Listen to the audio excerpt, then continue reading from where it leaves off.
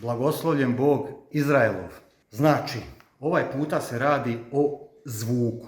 Oni koji mi prate kanal znaju, i u stvari live koji mi prate, znaju da svako malo pitam kakav je zvuk, kakav je zvuk, kakav je zvuk. Mikrofoni mogu biti kondenzatorski i mogu biti dinamički. Kondenzatorski su puno su čišći zvuk daju onako reskiji zvuk, ali je problem u njima što su oni preosjetljivi. Znači, oni su osjetljivi toliko da sve živo love. Ja vam to govorim laički, da ne bi sad vidi nekog stručnjaka. Ja to laički govorim kako sam ja to sve preveo. Za razliku od kondenzatorskih, postoje dinamički koji daju malo onako mukliji zvuk, ali ne love okolo površine sve ostale. Kondenzatorski mikrofoni se obično koriste i oni su u svim tim nekakvim testiranjima, oni su puno bolji, ali uvijek naglašavaju, kaže, u studijskim uvjetima. Sad, ako ja nemam studijske uvjete, ja snimam u potkrovlju, odnosno ne sad ovo sad nije potkrovlje, ali kad live-am i kad sam za kompjuterom, ja sam u potkrovlju. To nisu studijski uvjeti, to su uvjeti gdje moji ukućani tu žive, gdje hodaju, gdje pričaju, gdje se čuju određeni zvukovi, promet vani i tako dalje. I moj mikrofon to sve okolo lovi. Zato sam ja već, ima jedno dulje vrijeme kako ja gledam sebi dinamički mikrofon. Trenutačno imam kondenzatorski mikrofon, a sad jedno dulje vrijeme ja gledam sebi nekakav dinamički mikrofon. I sad taj dinamički mikrofon, san svih snova, znači ostvarenje svih snova po pitanju tih mikrofona i svi pro igrači, svi profesionalci koriste Shure SM7B. I to je nekakav zlatni standard, taj Shure SM7B. Problem s njime je što taj Shure nije jeftin. On daje najonako topliji, najmekaniji zvuk koji možete satima i satima ga možete slušati, a da vam se uho ne umori. I to je ta ljepota.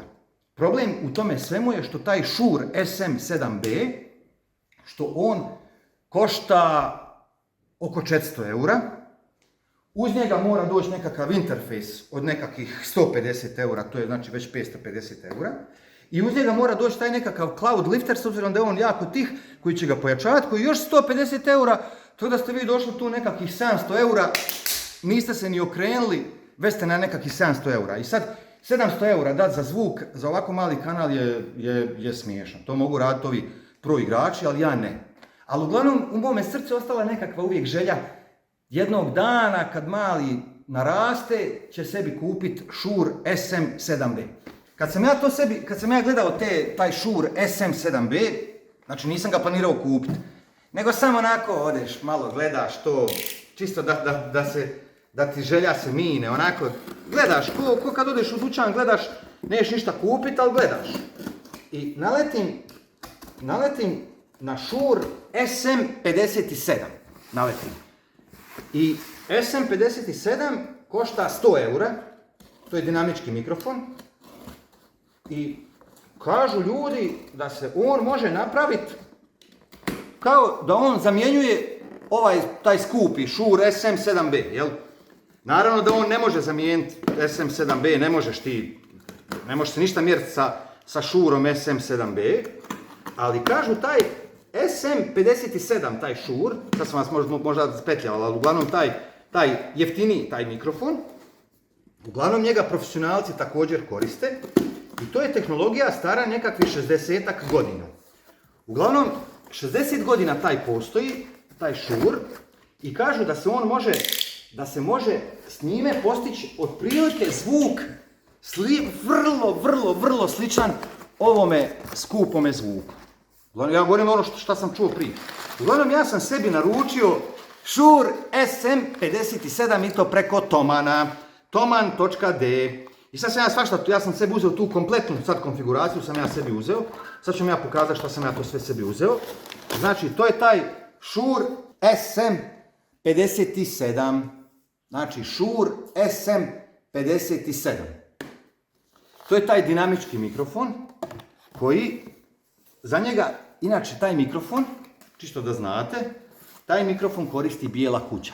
Kad vidite negdje predsjednika Amerike, predsjednika Sjedinjenih Američkih Država, da ima nekakvu konferenciju za novinare ili nekakvu javljanje ili tako dalje, on uvijek koriste Shure SM57, to je ovaj.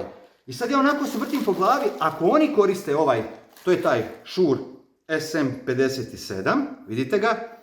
Ako oni koriste Shure SM57, bijela kuća, a može, znači oni mogu kupiti, oni mogu staviti mikrofone od 100 milijuna eura, a ne od 100 eura, onda je meni to nekakav pokazatelj, znači da tu ima nešto u tome da ako bijela kuća koristi ovaj mikrofon, onda to nešto znači. Jel? Uglavnom ja sam sebi sada kupio taj znači Shure SM57 i u njemu dođe, sad sam se tu malo zatrpao, znači u njemu dobijete mikrofon, on je dinamički mikrofon i on je tehnologija stara, kažu, tako koliko sam shvatio, oko 60 godina, znači neprimjenjivi model. Stvar je u tome da on je vrlo je težak, pod rukom je vrlo težak, vrlo onako robusan, djeluje vrlo onako to djeluje. Gledao sam videa gdje ljudi s njime zakivaju čavle, zakivaju s njime, kažu da kogod se bavi sa zvukom na bilo kakav način, da bi svaki onaj koji se bavi sa zvukom da bi trebao imati jedan Shure SM57. I on, prema onome što sam slušao i što sam čitao i tako dalje, on bi trebao nadživjeti generacije i generacije. Da on ide, zapravo da on je praktički, kažu, nepoderiv mikrofon. Znači, naravno ako se sad nešto dogodi, ali da je toliko čvrst i toliko izdržljiv, da ljudi su ga bacali u vodu, razbijali, bacali, nema šta nisu dali. Uz njega se dobije ta nekakva lulica, lulica se dobije, znači lulica se dobije za držanje, jeli? I to je to. Dobije se nekakva naljepnica, Shure, jeli? Dobije se ova, kak se zove to, trakica, jel? Trakica, vezica, trakica. I dobije se, ako hoćete ići negdje ko fol na put, znaš, da možete staviti torbicu, dobije se torbica. E sad, uz njega sam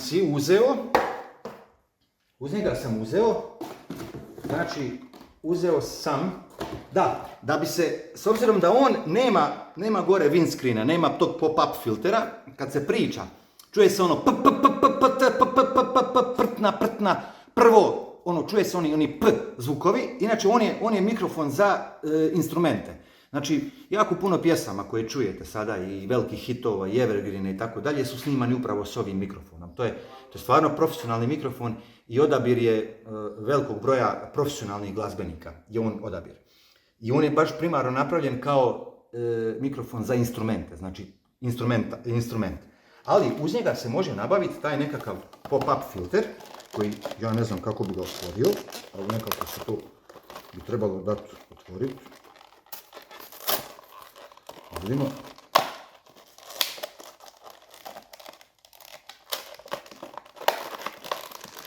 Uz njega se može nabaviti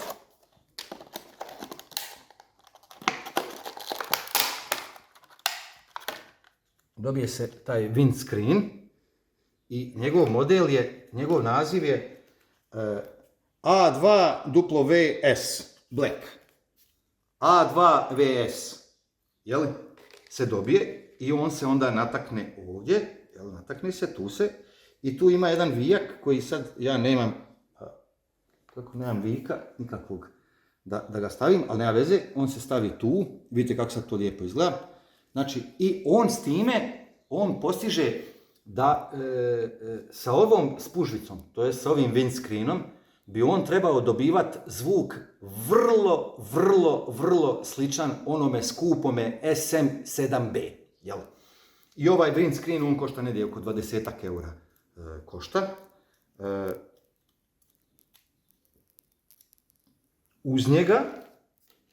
Uz njega sam si također uzeo shock mounter, ili kažu shock stopper.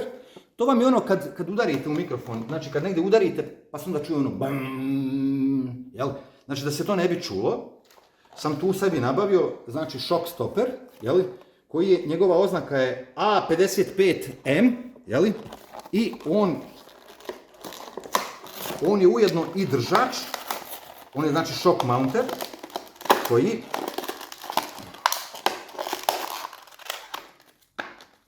znači taj shock mounter, on ima, vidite, tu kao gumu, ta guma, jel, to je guma unutra, i šur se, znači mikrofon se gurne tu i u slučaju nekakvog udara, on stvara nekakvu amortizaciju, jel? Znači da se ne čuje ti udari u mikrofon. To je taj shock mounter i on se onda, on se montira da li na postolje, da li na nešto.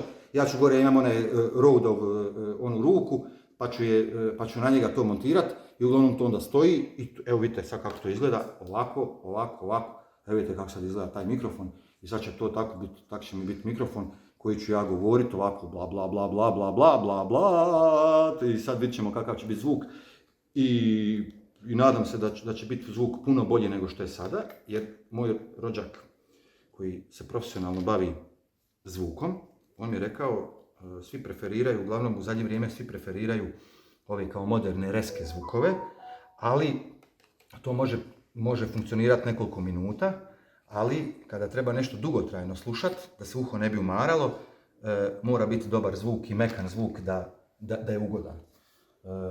Uz njega sam si nabavio Cordial, znači Cordial kabel sam si nabavio. Da, to vam nisam rekao. Ovaj mikrofon je XLR mikrofon, to znači da on nije klasični, nije na ono kako su ovi neki ljudi navikli na USB mikrofon, nego ovo je znači pravi XLR mikrofon, vidite kakav on ima kabel i on, znači jer je to baš glazbeni mikrofon, baš profesionalni mikrofon i onda on ide tu mu ide taj kabel koji valjda će se tu moći uštekat, ja se nadam da će moći, hoće. Uglavnom, kabel sam uzeo 3 metra i to sam gledao prema testovima, ta firma Cordial, ja nikad nisam čuo za tu firmu, ali sam gledao prema testovima i prema tome svemu, taj Cordial je navodno odlične kablove proizvode. Da bi se to sve skupa moglo spojiti na kompjuter, da bi to moglo biti skupa na kompjuteru, da bi moglo to funkcionirati na kompjuteru, potreban vam je interfejs, jer vidite ovaj kabel, ne možete vi ovo ne možete spojiti na kompjuter, nemate ulaza. I da bi mogli imati to nekako ili kao predpojačalo i tako dalje. Opet sam si gledao, masu toga sam ja sebi tražio i gledao koji bi mi bio i tako dalje. Ima, prema svim tim testovima što sam gledao, odnos uloženog i dobivenog, ja sam se odlučio za Behringera, Euphorija i oznake UMC 204 HD. To vam je znači interfejs preko kojeg sad će ići zvuk. Znači ovo sada, da bi se spojilo to sa kompjuterom, treba ići preko tog interfejsa i taj interfejs, znači ovo spada u jeftinije interfejse, ali navodno odnos uloženog i dobivenog je kudikamo u korist dobivenog i trebalo bi biti da kvaliteta zvuka koju on može sebi napraviti, odnosno proslijediti ili ne znam ja te izraze, da je kudikamo veća nego što je njegova cijena. I to je taj Behringer, sad ćemo ga otvoriti, da vidite kako to izgleda. Uglavnom, Behringer, nadam se da dobro izgovaram, da se to tako izgovara. Htio sam to lijepo potrgati, ali ne ide lijepo pa će ići ružno. Znači, to je sada interfejs koji uz njega dobijete USB kabel. Znači, dobijete USB kabel koji se spoji tu i onda se taj USB kabel se spoji na kompjuter. I onda vam sva komunikacija zvuka ide preko ovoga interfejsa i sad tu imate, ovdje se sada ovaj XLR se ušteka tu, on se ušteka i ovdje imate dva ulaza, znači mogu biti dva ulaza, mogu biti XLR-a, znači mogu biti dva mikrofona, može biti mikrofon i nekakav instrument i tako dalje. I s tim što ima ovdje, znači on dodatne tu nekakve opcije koje ja sad trebam istražiti. Ovdje ima za kontrolu, ima ulaz, samo onaj veliki, onaj ulaz ima za slušalice, gdje se može raditi monitoring zvuka, da možete pratiti što se događa na ulazima. Uglavnom, kažu za ovog Behringera, ovaj UMC 204 HD, kažu da je to odličan interfejs, tako su mi rekli. Sad ja nemam pojma, ne znam ni kako će to funkcionirati. Nadam se da sam sad konačno riješio zvuk i da neću više pitat kakav je ljudi zvuk, jel vam se sviđa zvuk, ovo ono. Uglavnom, eto, znači mičem se sada sa onoga svoga Rode XCM50 koji je USB mikrofon, koji je kondenzatorski mikrofon, koji je odličan mikrofon, koji je vrhunski mikrofon, ali je kondenzatorski i sada prelazim na dinamički mikrofon, na Shure. Evo sada da čisto čujete kako zvuk zvuči. Ovaj sada puta, znači bez nekakvih velikih filtera, bez ičega, čisto samo zaradi probe, da vidite zvuk koji je njegov praktički izvorni zvuk. Malo sam ga u VST-u ja sebi štelao po ekvilajzeru, čisto malo, ali čisto da osjetite, da vidite zvuk kako se čuje i proba, ovo sad zbog onih prcina, proba, prvo, pravo, pravda, proba, čisto da čujete te koje probijaju te eksplozivne glasove, jel, koji u biti prave problem. Vidite kako sad taj mikrofon izgleda, njega sam spojio, čisto zbog zvuka, ovo sada snimam, znači ne mislim ništa pametno reći, nego samo da se osjeti taj zvuk i ta na neki način toplina zvuka koju on ima. Tako da nije on bez razloga mikrofon koji koriste predsjednici Sjedinjenih Američkih Država i koji koristi Bijela kuća kao svoj mikrofon. I to je to, eto, čisto da vidite. Ima još nešto da vidite i zbog ovog šok mountera, tog šok stopera, jel, ovaj koji je tu stavljen, čisto da vidite kad udarim u mikrofon, da vidite kakav je, kad se čuje udar, jel, kad čujem, znači udar kad se čuje, da, znači, ili pomicanje ili tako nešto. Uglavnom, to je to, eto. Znam da vam možda to ljudima nekima nije zanimljivo ili im je dosadno, ali eto, meni je fora, jer baš sam zadovoljan sa zvukom sada i valjda je trebalo proći malo više vremena, mora se čovjek baviti nekim stvarima, da bi upoznao, da bi shvatio, da bi vidio, da ovako kad kreneš u nešto niti znaš ni šta se nudi, niti šta ima u ponudi, niti šta. Tako da, eto. To je to, svako vam dobro i vidimo se ako Bog da. I čak i ne izgleda ni ružno, jel tako jer su mi rekli kao ružno će izgledat, kao nemoj si taj uzeti kao ružno izgleda, a meni baš ne izgleda ružno, meni baš izgleda onako fora mi izgleda onako kao lijepo mi izgleda mikrofon, eto. Svako dobro, vidimo se.